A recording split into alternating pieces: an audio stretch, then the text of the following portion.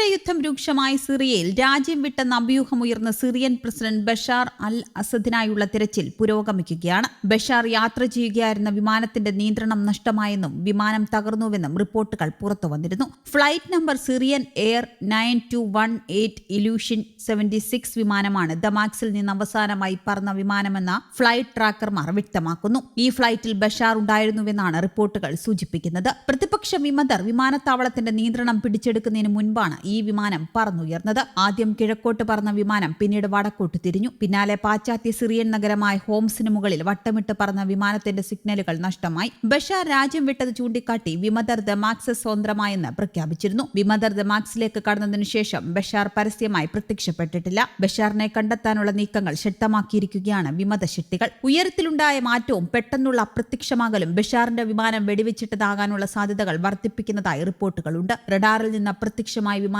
Lebanon വ്യോമാതിർത്തിക്ക് പുറത്തായി വടക്കൻ അക്കറിന് സമീപത്ത് വെച്ച് 3650 മീറ്റർ ഉയരത്തിൽ നിന്ന് 1070 മീറ്റർ ഉയരത്തിലേക്ക് താഴ്ന്നു. ബഷാർ സഞ്ചരിക്കുകയായിരുന്ന വിമാനം തകർന്നതായിരിക്കാമെന്ന് 3D ഫ്ലൈറ്റ് റഡാർ ഡേറ്റയും വ്യക്തമാക്കുന്നു. വിമാനത്തിന്റെ ക്രമരഹിതമായ വ്യോമപാതയും വിമാനം തകർന്നിരിക്കാമെന്ന സൂചനകളാണ് നൽകുന്നതെന്ന് മറ്റു ചില റിപ്പോർട്ടുകളും ചൂണ്ടിക്കാട്ടുന്നു. സെക്കൻഡുകൾക്കുള്ളിലാണ് 6700 മീറ്ററുകൾ നഷ്ടമായതെന്നും അതിനാൽ വിമാനം തകരാനുള്ളത് അല്ലെങ്കിൽ പൊട്ടിത്തെറിക്കാനുള്ള സാധ്യത തള്ളിക്കളയാനാവില്ലെന്നും ചില മാധ്യമങ്ങൾ പറയുന്നു. ബഷാർ സഞ്ചരിച്ചതെന്ന് പറയപ്പെടുന്ന വിമാനം പൊട്ടിത്തകരുന്നതിന്റെ ദൃശ്യങ്ങളും സമൂഹമാധ്യമങ്ങളിൽ പ്രചരിക്കുന്നുണ്ട്. അതിനിടെ ആഭ്യന്തര യുദ്ധം രൂക്ഷമായ സിറിയ പൂർണ്ണമായും വിമതരുടെ കൈകളിലേക്ക് എത്തുന്നതായി report.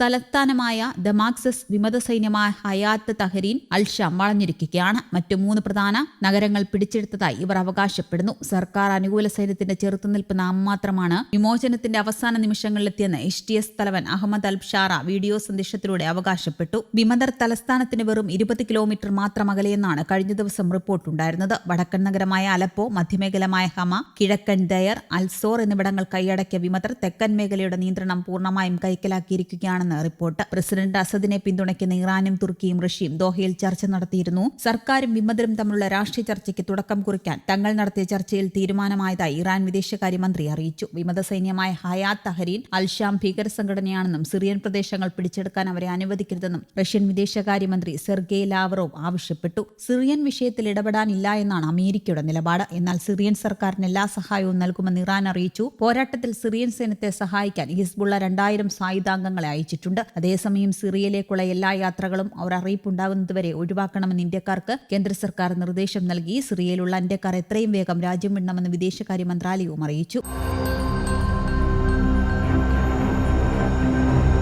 News desk Kerala Kaumudi.